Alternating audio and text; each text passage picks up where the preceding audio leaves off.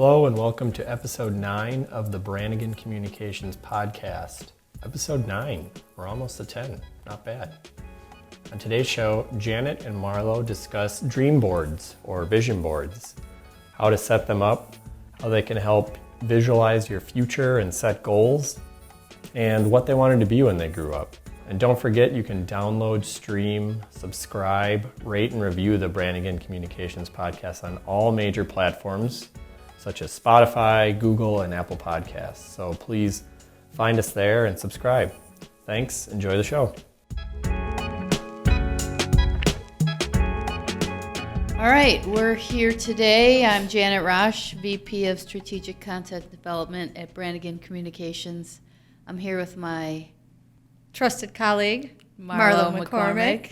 Your title here? VP of Client Experience. Oh, got the big guns today. Yes, fancy. So we were paired up for a staff presentation. We do these a couple times a month where random staffers get paired up and they come up with a topic. And ours, we hit on goal setting and dream board creation because we just came off of performance appraisals and we we're all asked to set goals for ourselves for the next year, and we thought that was a great springboard for our presentation. Yeah, not only setting professional goals, but looking at personally in the bigger picture, how we could set some goals and put some attainable items out there for us to try to reach. Mm-hmm. That's how I remember it as well. So we just kind of started with an icebreaker, which we love to do here at Branigan, getting people out of their comfort zones a little bit, gets them to open up and share stuff about themselves, and it leads to some great dialogue. And our icebreaker was, what did you want to be when you grew up? And we got some interesting responses. Marine biologist, I remember that one. Veterinarian. Yep. Accountant, that was you. Yeah, yep. Right? Accountant, yes. And, the point wasn't, are you successful because you became an accountant or a veterinarian or a marine biologist? It was the fact that you, even as a little kid, were thinking about what you wanted to do. You were setting goals for yourself, whether they were achievable or attainable or not, just the act of thinking about your future. And I think as people get older and go through high school or college, they don't think about their future the same way. They're more practical, maybe. I'm not going to be an NBA star because I'm, 5'10" or whatever, not 6'8". So people's goals and dreams kind of shift. And I think some people just kind of follow a path that they're on without really thinking about, is this path going to help me achieve my goals? Right. I think also, they don't realize, you maybe have to take these steps, and it will get you there, but you maybe get diverted along the way. But if you do have a path or goals that are laid out for you, maybe you'll get there on a straighter line than pivoting along the way. Yeah, I agree. Just thinking about what you want to do for your career. A lot of people, especially, college age and high school kids, they really agonize over that. Mm-hmm. And how many times do we hire someone, or you hear about somebody who was, a certain major and they end up doing something completely different. So people put all that time into figuring out what they're going to do, and sometimes their path goes a different way, or they, end up on a different path, and they're not sure how they got there. Mm-hmm. That's not necessarily bad all the time, but just having a better vision of where you want to go, and then the smaller steps you need to get there is kind of what we were encouraging people to do. And we even asked, how many people, graduated in their major, or what they actually went to college for, or what they actually thought. And I would say 75% of the room was like, oh, I didn't know exactly, and I completely went a different path. I wouldn't say completely. I mean, a lot of people here obviously were in the comms or journalism schools, but maybe what they thought they were going to do within that profession has changed. And I think a lot of that is based on, the experiences you get along the way and the exposure to different things that you could do with your life in the future. Yeah, I agree. I was a political science major, but I never saw myself pursuing a career that way. Mm-hmm. But I think we had quite a few people who, like you said, ended up doing something different than they originally thought they were going to do. But kind of getting back to setting goals and the importance of them, I ran across this Harvard MBA study that was done of Harvard MBA graduates. And at the time of graduation, they said less than 3% of the participants had written goals. 13% had goals in mind but not written down, and 84% had no goals at all. And then when they surveyed the same people 10 years later, the 13% who had goals in mind but not written down earned twice the amount of the 84%. But the 3% earned 10 times as much as the other two groups combined than the other 97%.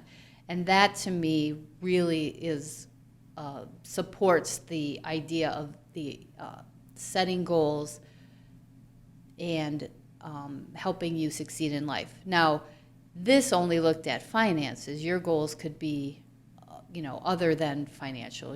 What helping people in the world, or living in a certain place, or could be a variety of things. But this, I thought, was a really good thought starter for people on the importance of setting goals. Well, and I think, yes, it reflects income that they earn 10 times as much, but I would have to think that just having that goal-setting process in general just helped them overall get where they want to be. I'm sure that was a good result of them writing their goals, but I got to imagine they had it on a broader sense as well. Definitely. And then another topic we brought up was why people aren't successful in attaining their goals, even the ones who have them. So everybody at one time or another has set a New Year's resolution for themselves, and those are famous for failing within a month. So on average, 92% of the people who set New Year's goals fail. 8% succeed. What is the secret of the 8% succeeding? And what stops people from achieving their goals? And I found this website, Brian Tracy International, and there were listed 5 barriers to goal setting. And I'll just quickly go through them here. But people aren't serious about achieving a goal if it's not very clear. If, say, New Year's Day, I want to lose weight, that's a goal that a lot of people have, but how do they achieve that? What's their plan for achieving it? Just saying a goal, but not really getting serious, not changing your diet or not getting exercise. If you don't do those things to help you achieve your goal, you're really not serious about it. Another barrier is that people don't understand the importance of setting goals. So how that will help you, achieve them. And I think they used an example of school children when they had no goals for academic success against a group who did have these goals, that the group who had goals for academic achievement was by far more successful than the group that didn't. Another barrier to goal setting is that people just don't know how to do it. Again, it's not a course they teach in school, so people don't really know. They get overwhelmed by the idea of setting a goal, and so they just don't execute. And fear of rejection is another barrier for some people, where if you don't want to share what your goals are because you don't want people to make fun of you. And believe it or not, that people want the approval of others, and if you're going to share something personal about yourself and someone laughs at you, then it's probably going to be a big deterrent for you. And then bottom line, fear of failure. If I put a goal out there saying by age whatever I want to have this income or do this with my life or that, and I don't achieve it, does that mean I'm a failure?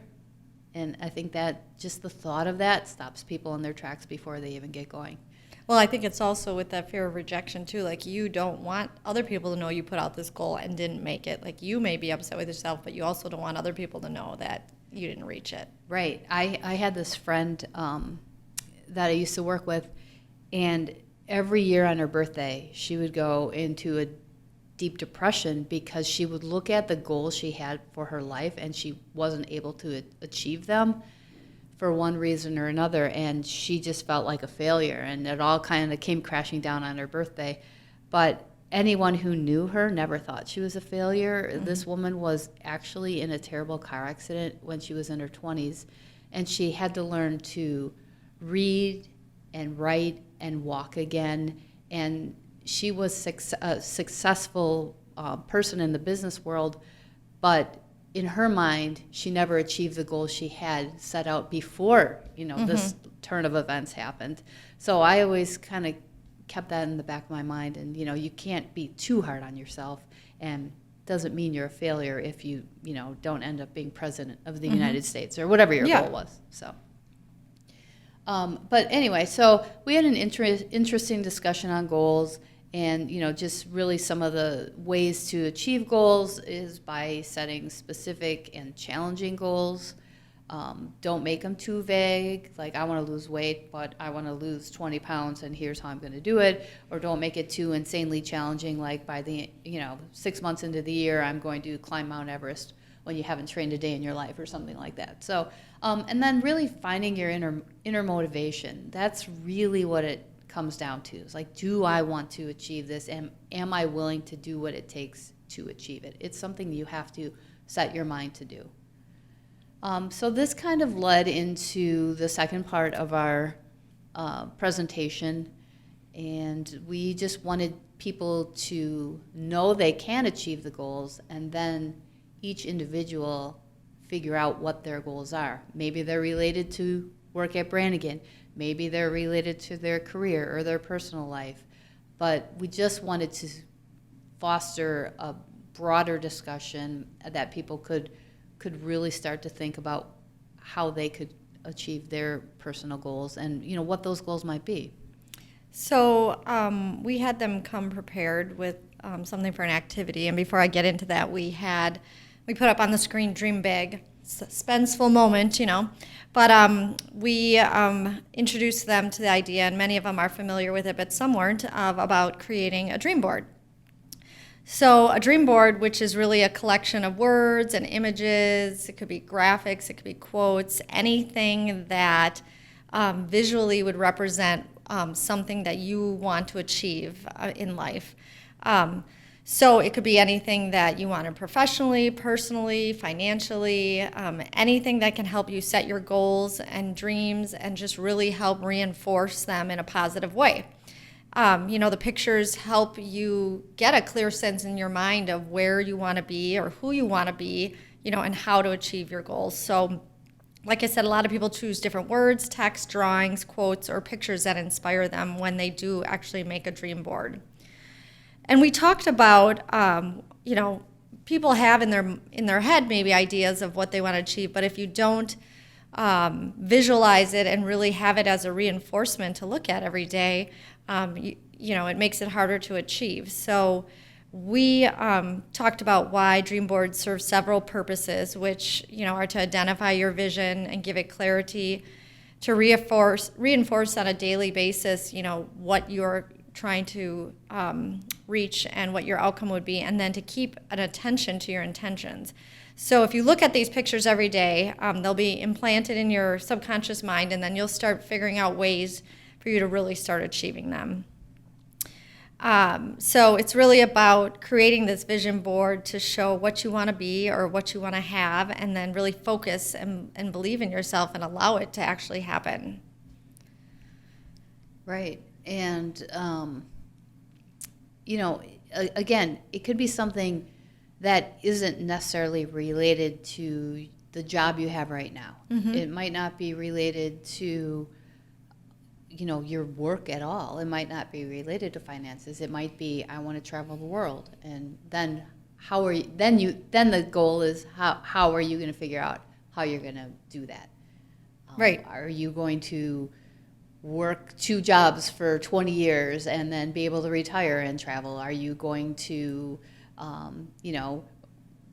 work and then stop work, travel, go back to work? There's so many different ways to achieve it, but if you know what your goal is, then you can start to figure out those things. And also, yeah, if you're constantly looking at it too, you realize why you maybe are putting the extra hours in at work, or why you're putting an effort in certain areas, and you can see the home run, the end of the ultimate goal that you're trying to reach. So it does give you affirmation and like intent to keep working towards something, and as that constant reminder in front of you. Mm-hmm. And it's also the dream board. Another goal of it is to keep you grounded. So remind you of the things that are important to you, whether that's family or other people in your life. And it's a way to express gratitude, saying things that you're grateful for. Maybe it's a Bible verse or an inspirational quote, but just really help you stay grounded. And you might glance over to the dream board some point during the day if you're having a tough day, and it can just help you center yourself. So I think there's more to it than just I want to achieve these 5 goals or whatever. Right. Well, that's a good segue, because we did ask the team to bring in a quote that they either really liked or represented them, or they thought was valuable to them in life. And so the team went around and shared some really powerful quotes. I was really impressed with the quotes that people brought in.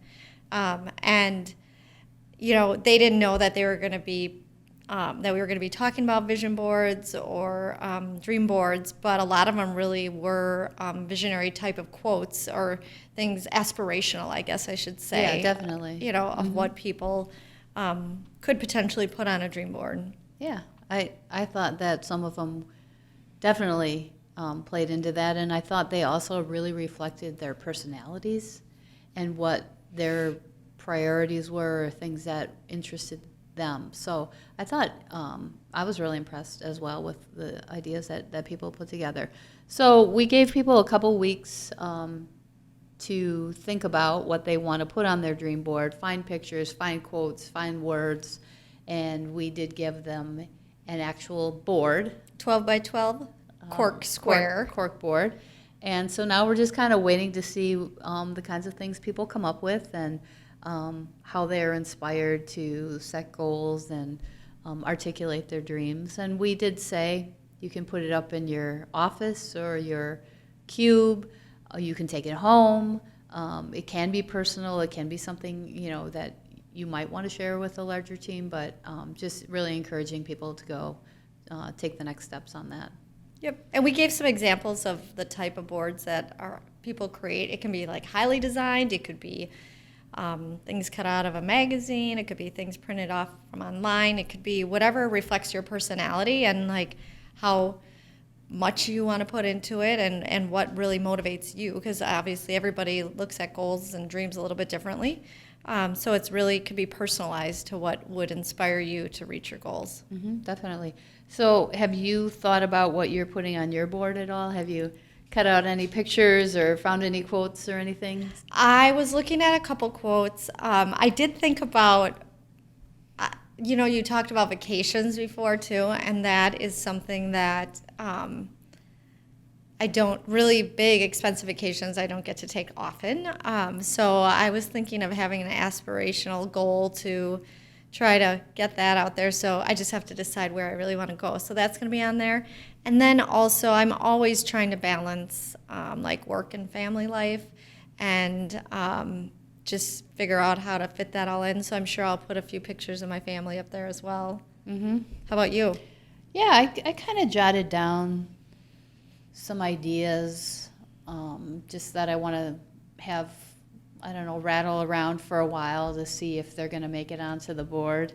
But being well-read, there was a time in my life where I did a lot more reading than I do now, and I feel like that's one thing that gets crowded out. But mm-hmm. I enjoy, reading fiction or nonfiction or, national magazines, and, just reading and expanding your horizons that way is really important to me. So it's something that I want to try to get back to. So just being more intentional about carving out time for that would be something.